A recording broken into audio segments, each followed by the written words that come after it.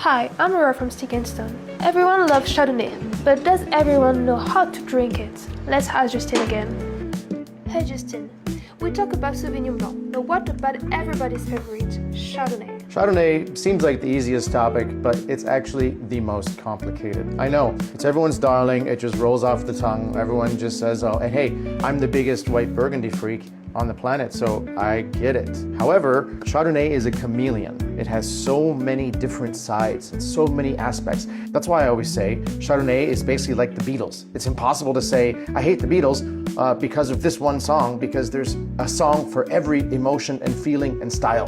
There's no way to pin it down. Chardonnay is exactly the same. Of course, because it's such a favorite and everyone knows how to order it, there's a ton of garbage out there. Clearly, probably the most garbage of almost any grape, but it can also reach the highest of highs. I mean, Le Montrachet, a Chevalier Montrachet. I mean, it doesn't get any better, right? So, and a great Blanc de Blanc champagne, let us not forget. But let's think about how to serve it properly and really how to enjoy it. In order to do that, we have to understand it. It's not that complicated though, just stay with me. Okay, first, when you think about temperature of how to serve a wine, just think about the climate where it comes from. Champagne is a cool region. We serve it cool because it has a higher acidity because of where the grapes grow in a cooler region and the lack of like crazy overripeness, right? Totally logical. You with me? Okay, stay with me. Now, let's just go a little bit farther out to Chablis.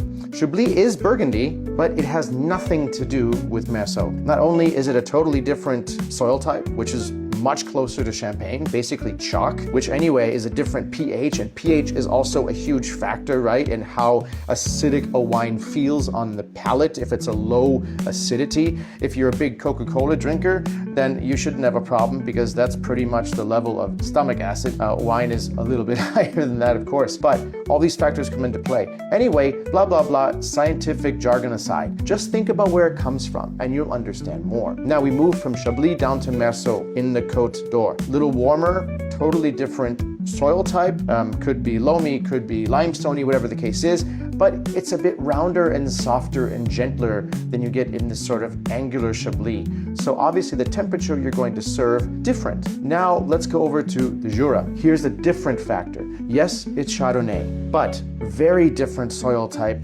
different microclimate, and of course stylistically. These wines tend to be a little more oxidized or a little bit more natural, which give it different sorts of creaminess or weight or richness or even of course funkiness and little angular spikes on the palate if it's really natural, and of course oxidation, which demand again a different feeling. This one would come much higher up in temperature than the Chablis. Big difference. Now you might think, okay, I got it, warm climate. Now here's how it gets a little bit tangled up again. Australia, we're in the Mornington Peninsula. Problem is here, it's not warm. It's a little archipelago south of Melbourne that's very, very cool. If you've been there during the summer, it goes down to like 14 degrees overnight. I mean, in the middle of summer. So again, warm climate, but still not overly exotic and warm. Now you go over to the Russian River Valley, California.